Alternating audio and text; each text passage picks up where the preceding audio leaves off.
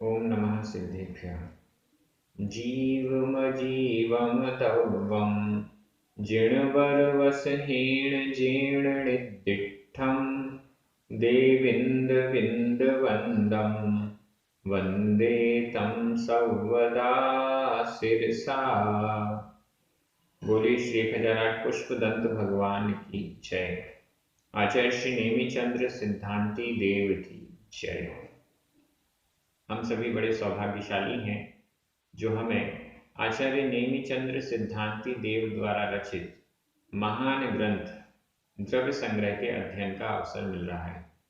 हम सभी प्राकृत भाषा की दृष्टि से द्रव्य संग्रह की एक एक गाथा के एक एक शब्द को समझने का प्रयास पुरुषार्थ कर रहे हैं। आज हम गाथा क्रमांक 17 का अर्थ देखेंगे।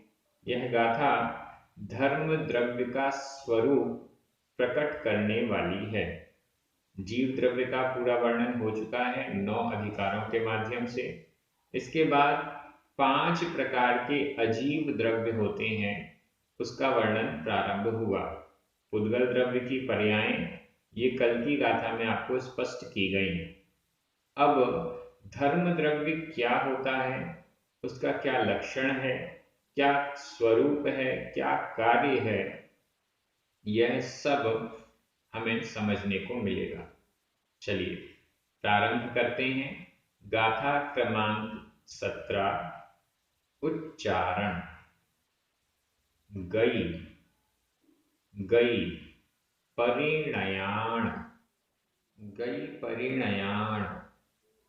धम्मो धम्मो अधमा पुरमा धम्मो। पुग्गल जीवाण, पुग्गल जीवाण। गमन सहयारी, गमन सहयारी। रा में बड़ी ई की मात्रा है तो थोड़ा देर तक। सहयारी, गमन सहयारी। तोयम तोयम। जह मच्छाणम, आधा छ, मच्छाणम। अच्छंता, आधा छ, अच्छंता। णेव सो णेई, णेई। यहां भी ई बड़ी है, णेई। गई परिणयाण धम्मो, गई परिणयाण धम्मो। पुग्गल जीवाण गमन सहयारी, पुग्गल जीवाण गमन सहयारी। तोयम जह मच्छाणम, तोयम जह मच्छाणम। अच्छन्ताणेव सोणेई, अच्छन्ताणेव सोणेई। गाथा बहुत अच्छी है, बहुत सरल है। थोड़ा सा हमें समझने का यहाँ पुरुषार्थ करना है। गई परिणयाण धम्मो, धम्मो धर्म द्रव्य। धम कैसी है यह धर्म द्रव्य? अब इसका विशेषण ढूंढिए। आज एक नए तरीके से हम पढ़ेंगे। धम्मो, इसका विशेषण कौन सा आपको यहाँ पे नजर आ रहा है शब्द? गई परिणयाण और पुग्गल जीवाण, ये तो एक दूसरे के विशेषण विशेष्य हो गए। पुग्गल जीवाण का विशेषण गई परिणयाण हो गया। गमन सहयारी, दो विशेषण है यहाँ पर। एक है गई परिणयाण और दूसरा विशेषण है गमन सहयारी। अब इन दोनों में से धम्मों का विशेषण कौन सा है? धम्मों में प्रथमा विभक्ति का एक वचन है। अब गमन सहयारी, यह भी प्रथमा विभक्ति का एक वचन है। गई परिणयाण, ये चतुर्थी और षष्ठी विभक्ति का बहुवचन है। पुग्गल जीवाण, यह भी चतुर्थी और षष्ठी का बहुवचन है। तो गई परिणयाण तो पुग्गल जीवाण का विशेषण है और गमन सहयारी ये धम्मों का विशेषण है। हमें किसी भी गाथा का अर्थ सही तरीके से लगाना है तो कौन किसका विशेषण है यह समझना अनिवार्य है।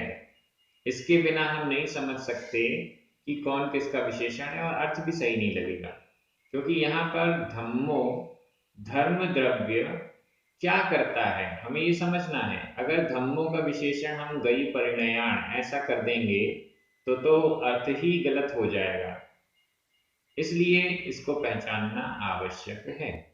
धम्मो गमन सहयारी, धम्मो धर्म द्रव्य कैसी है, गमन सहयारी, गमन गमन, सहयारी सहकारी, गमन में सहकारी है।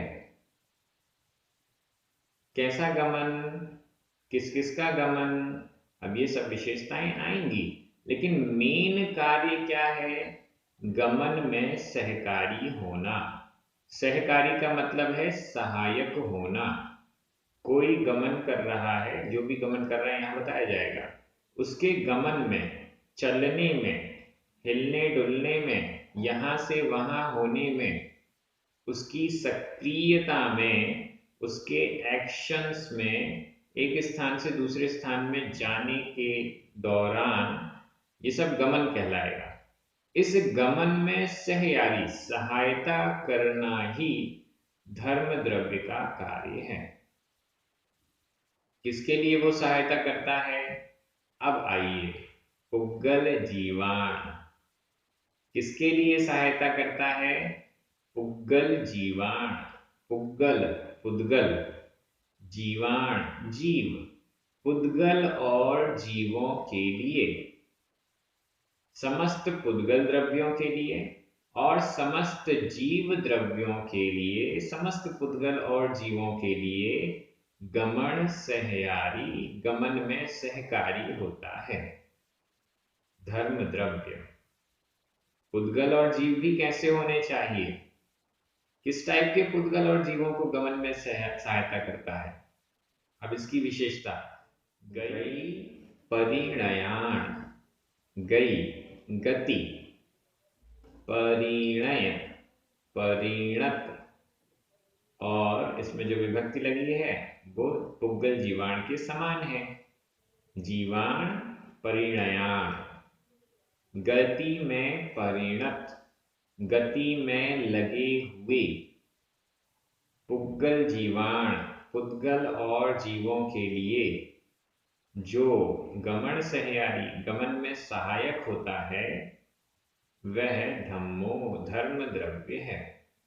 धर्म द्रव्य की सिंपल परिभाषा, धर्म द्रव्य गमन में सहकारी है। किसके गमन में सहकारी है, पुद्गल और जीवों के गमन में सहकारी है। कैसे होते हैं वे पुद्गल और जीव, गति में परिणत पुद्गल और जीवों के गमन में सहकारी है। ऐसे पुद्गल और जीव नहीं जो गति में परिणत नहीं है। विशेषण क्यों दिया जा रहा है, पुद्गल और जीव, कोई जीव सो रहा है तो एक स्थान से दूसरे स्थान पर नहीं जा रहा है, एक ही जगह पर है, तो उसको वो सहायता नहीं कर रहा है। कोई वस्तु एक स्थान पर रखी हुई है, अब रखी हुई वस्तु, रुकी हुई वस्तु, एक स्थान पर ठहरी हुई वस्तु, इसको धर्म द्रव्य सहायता नहीं कर रहा है। धर्म द्रव्य किसको सहायता कर रहा है, गति में जो परिणत है। परिणत, ये शब्द बहुत आवश्यक है समझना। प्राकृत भाषा की दृष्टि से परिणत यह भूतकालिक कृदंत का अनियमित प्रयोग है। परिणत का अर्थ हुआ परिणमन किया हुआ, परिणमन किया हुआ। किस रूप परिणमन किया हुआ, गति रूप परिणमन किया हुआ। गति, गति का अर्थ होता है स्पीड, जो स्पीड तेजी ला रहा है, गति ला रहा है, कुछ ना कुछ चल रहा है। हमारी आंखों की पलकें झपक रही हैं, हमारे ओंठ हिल रहे हैं, हो सकता है हमारे दिल की धड़कन चल रही है, हम सांस ले रहे हैं, छोड़ रहे हैं, ये सब गति हो रही है। इस गति में हम परिणत हैं, इस गति रूप हम परिणत हैं। तो ऐसे गति में परिणत जीव और पुद्गलों को जो गमन में सहकारी है वह धर्म द्रव्य है। मैं यहाँ पर बैठा हुआ हूँ, मेरे बैठने में धर्म द्रव्य सहकारी नहीं है, लेकिन जो ओंठ हिल रहे हैं, आंखों की पलकें हिल रही हैं और भी बहुत सारे काम हो रहे हैं एक्शन वाले, वो सभी के सभी उन सब में धर्म द्रव्य सहकारी है। इसको हम कह सकते हैं सहकारी कारण। उपादान तो स्वयं का है, जीव चल सकता है, उसमें उपादान है, उसकी योग्यता है। जिसमें योग्यता नहीं है चलने की, उसको धर्म द्रव्य नहीं चलाता है।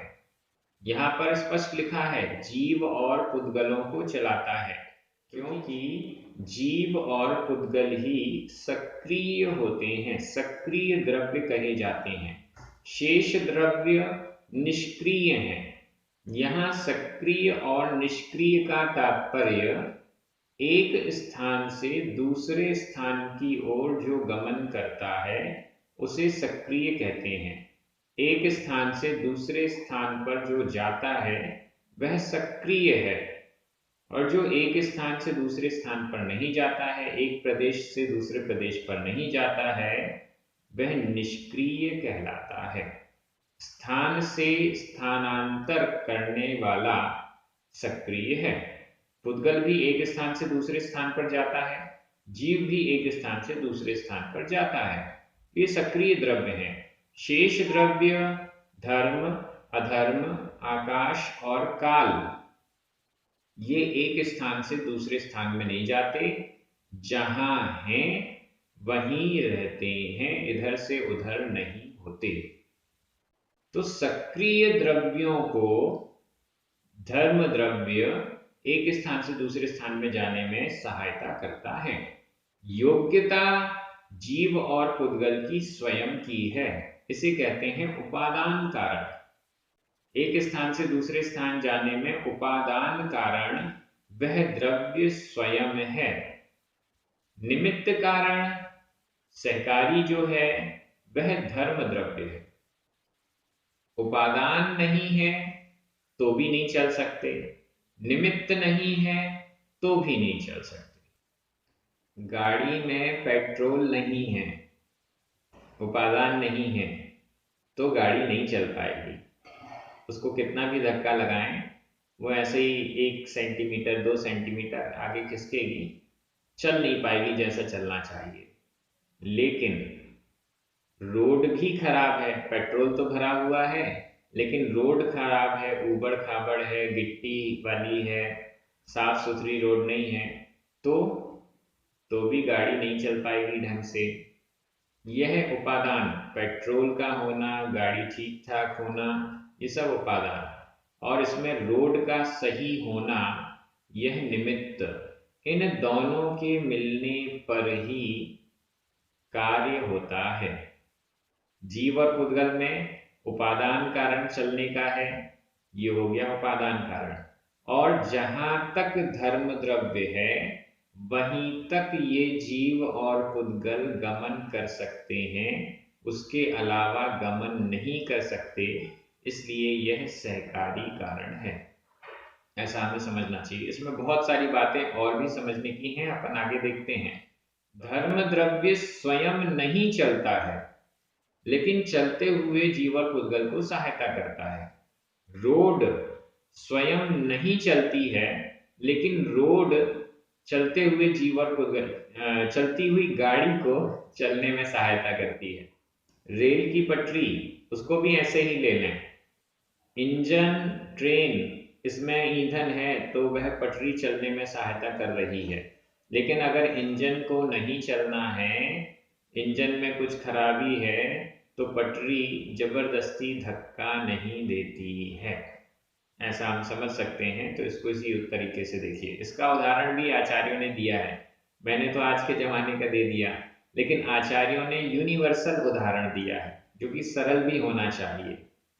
तोयम जह मच्छाणम, जह जैसे, जह जैसे, तोयम, तोयम यानी जल, तोयम जल, मच्छाणम मछलियों के लिए, जैसे जल मछलियों के लिए, चलती हुई मछलियों के लिए, तैरती हुई मछलियों के लिए गमन में सहकारी होती हैं। ये एक लौकिक उदाहरण है और सबको समझ में आता है। पानी के बिना, जल के बिना मछली तैर नहीं सकती। मछली को तैरना है, पानी जरूरी है, हवा में तो वो तैरती नहीं है, पृथ्वी पर वो चलती नहीं है, तो उसके लिए सहकारी कारण है जल।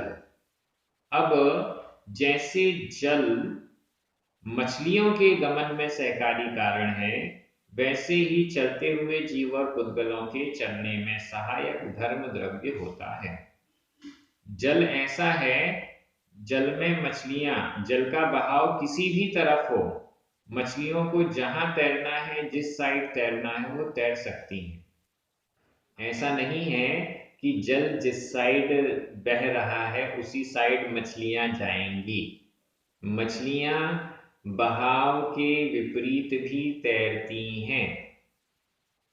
मछलियां, कई बार क्या होता है, जैसे झरना होता है, झरने में पानी ऊपर से नीचे गिर रहा है, लेकिन मछलियां उस झरने पर नीचे से ऊपर भी चढ़ जाती हैं। क्यों? क्योंकि उनके तैरने का माध्यम जल है, और झरने का पानी जैसे जैसे फ्लो में है, बराबर फ्लो में है, तो वो नीचे से ऊपर भी चढ़ जाती हैं, ऐसा हमें समझना चाहिए। तो चलने का माध्यम जल है, ये उदाहरण के रूप में कहा गया। अब यहाँ विभक्तियां देखिए, जलम प्रथमा विभक्ति का एक वचन नपुंसक लिंग में, और धम्मो पुल्लिंग में प्रथमा विभक्ति का एक वचन, और यहाँ मच्छाणम यह भी चतुर्थी और षष्ठी का बहुवचन। यहाँ वैसे चतुर्थी का अपन मान रहे हैं अर्थ करते हुए, चतुर्थी का बहुवचन, और वहां पुग्गल जीवाण गई परिणयान, इनमें भी वही विभक्ति। तो जब कोई उदाहरण दिया जा रहा है, उसको सेट कैसे किया जाए, तो उसमें भी विशेषण विशेष्य की तरह विभक्तियों की समानता होना जरूरी है। तब तो हमें समझ में आएगा कि धम्मों का विशेषण, धम्मों का उदाहरण जल को बनाया जा रहा है कि मछली को बनाया जा रहा है।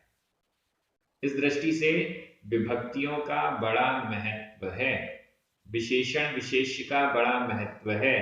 जो संस्कृत और प्राकृत के जानने वाले हैं उनके लिए तो बेहद जरूरी है। चौथा चरण, अच्छंता णेव सो णेयी। सो यानी वह, जिसकी बात चल रही है वह। धम्मो सो एक ही विभक्ति है। वह धर्म द्रव्य क्या करता, क्या नहीं करता। नेव, नेव नहीं, सो वह धर्म द्रव्य, नेव नहीं, नेई ले जाता है, चलाता है। नेई ये नी क्रिया है, वर्तमान काल अन्य पुरुष एक वचन का क्रिया रूप है। नेई चलाता है। यहाँ पर ई छोटी होनी चाहिए, लेकिन गाथाओं में छंद की मात्राओं को पूर्ण करने की दृष्टि से कई बार अंतिम शब्द जो होता है उसकी मात्रा छोटी होने पर भी उसे बड़ी कर दिया जाता है, बड़ी होने पर भी उसे छोटी कर दिया जाता है, जिससे मात्राओं की गिनती बराबर हो जाए। यहाँ पर ई छोटी होनी चाहिए व्याकरण की दृष्टि से, लेकिन मात्रा की पूर्ति के कारण इसे बड़ी कर दिया गया है। णेई ले जाता है। धर्म द्रव्य नहीं ले जाता है, नेवणेयी, नेव नहीं ले जाता, किसको नहीं ले जाता है? अच्छंता, ठहरे हुओं को, ठहरते हुओं को, अच्छंता, ठहरते हुओं को। अच्छंता यह वर्तमान कृदंत का प्रयोग है। परिणय यह भूतकालिक कृदंत का प्रयोग था और अच्छंता वर्तमान कृदंत का प्रयोग है। दोनों के अर्थ का डिफरेंस समझ लीजिए। आज इतना आनंद आ रहा है प्राकृत भाषा की दृष्टि से, जब इन शब्दों को देख रहे हैं तो बड़ा अच्छा लग रहा है। भूतकालिक कृदंत और वर्तमान कृदंत में क्या अंतर है? भूतकालिक कृदंत, जो कार्य हो चुका वह भूतकालिक कृदंत के द्वारा बताया जा रहा है, और जो कार्य चल रहा है, कंटिन्यू है, उसे वर्तमान कृदंत से बताया जाता है। गति में जो परिणत हो चुके, गति रूप से जो परिणमन कर चुके, मतलब जिनकी कंटिन्यू गति चल रही है, गति में लगा हुआ, गति में परिणत, गति रूप से जो परिणमनशील है, तो ये तो भूतकालिक कृदंत का हुआ। लेकिन अच्छंता, ठहरता हुआ, ठहर रहा है जो, ठहर रहा है जो, रुका हुआ है जो, रुक रहा है जो, नहीं चल रहा है जो, तो यह जो क्रिया है नहीं चलने वाली, ये कंटिन्यूअस है। चलने, चला हुआ, चल चुका, चलने में लगा हुआ, यह भूतकालिक कृदंत में बताया। और ठहर रहा, जो ठहर रहा है, ठहरा हुआ है अब चलने लगा, वो नहीं, जो लगातार ठहरा हुआ है, वह व्यक्ति उसको, उस जीव और पुद्गल को धर्म द्रव्य णेव नहीं णेयी ले जाती है। ठहरे हुए जीव और पुद्गलों को, ठहरते हुए जीव और पुद्गलों को जबरदस्ती नहीं चलाती है। धर्म द्रव्य धक्का नहीं लगाती, धर्म द्रव्य प्रेरक नहीं है, धर्म द्रव्य धक्का नहीं लगाती, धर्म द्रव्य उदासीन निमित्त है। चलना हो तो चलो, सहायता करेंगे, नहीं चलना है तो आपको धक्का नहीं देंगे, यह धर्म द्रव्य है। धर्म द्रव्य प्रेरक नहीं है, धर्म द्रव्य जबरदस्ती नहीं करता है, चलते हुओं को चलने में सहायता करता है। जो नहीं चल रहे हैं उनको जबरदस्ती नहीं ले जाता है। ये इस गाथा का अर्थ और तात्पर्य हुआ। मुझे लगता है कि एक एक शब्द आपको क्लियर हो गया है। एक बार इसका अन्वय देखते हैं, आपके मन में हिंदी अर्थ आना चाहिए। गई परिणयाण पुग्गल जीवाण गमन सहयारी धम्मो जह मच्छाणम तोयम सो अच्छंता णेव णेयी। अब मैं हिंदी अर्थ कर रहा हूं, आपकी नजर प्राकृत शब्दों पर जानी चाहिए। गति रूप से परिणमन किए हुए पुद्गल और जीवों के लिए गमन में सहकारी धर्म द्रव्य होता है। जैसे मछलियों के लिए जल,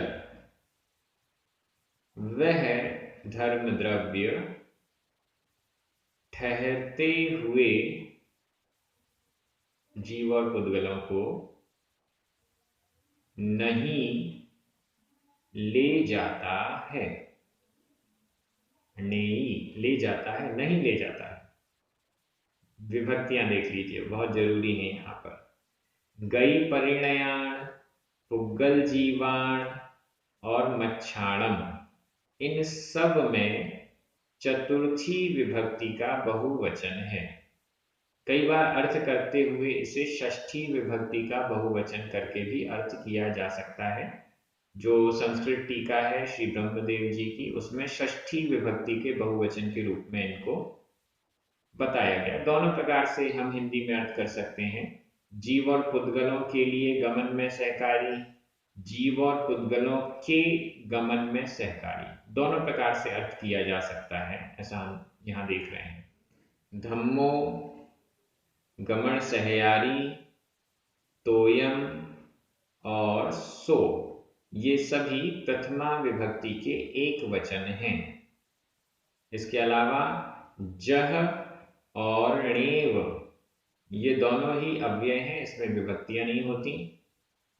अच्छंता, यह द्वितीय विभक्ति का बहुवचन है। ठहरते हुओं को, ठहरे हुओं को, नहीं चलते हुओं को। और णेयी, यह वर्तमान काल अन्य पुरुष एक वचन का क्रिया रूप है। इसके अलावा परिणयाण में परिणय, यह भूतकालिक कृदंत का अनियमित प्रयोग है। और अच्छंता, यह वर्तमान कृदंत का प्रयोग है।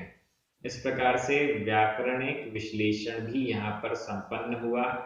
एक एक गाथा का एक एक शब्द हमें क्लियर हो रहा है। हम सभी आनंदित होकर द्रव्य संग्रह की इस व्याख्या को सुन रहे हैं, समझ रहे हैं। आप सभी को मैंने कल एक प्रश्न पूछा था पुद्गल द्रव्य से संबंधित। पुद्गल द्रव्य की पर्याय का विषय था और उसमें प्रश्न ये पूछा गया था कि आलोकाकाश में प्रकाश है या अंधकार। कई लोगों ने उत्तर दिए हैं, किसी ने सही किसी ने गलत। सही उत्तर ये है कि अंधकार यानी तम और प्रकाश, चाहे उद्योत वाला हो या आतप वाला हो, ये दोनों ही, अंधकार और प्रकाश, ये दोनों ही पुद्गल की पर्याय हैं। आलोकाकाश में पुद्गल होता नहीं है, इसलिए वहां पर अंधकार भी नहीं हो सकता है और प्रकाश भी नहीं हो सकता है। अंधकार और प्रकाश दोनों ही पुद्गल के ही पर्याय हैं, रूपी हैं। आलोकाकाश में पुद्गल होता नहीं है, इसलिए वहां न अंधकार न प्रकाश, दोनों ही नहीं है। यह इसका उत्तर होना चाहिए। ऐसा देखिए, आकाश द्रव्य अरूपी है, तो वहां पर लाइट या अंधकार दोनों की ही अपेक्षा है ही नहीं, अरूपी है। रूप होता तो हम ये विचार करते, अरूपी है इसलिए इसमें दोनों ही नहीं है। यह इसका सही उत्तर है। आप सभी ने जो उत्तर दिए वो देखकर पढ़कर बड़ा आनंद आ रहा है। सभी बहुत अच्छे से पढ़ रहे हैं, सभी को बहुत बहुत धन्यवाद। पुण्यार्जकों को विशेष धन्यवाद। सभी को जय जिनेन्द्र। जिनवाणी माता की जय।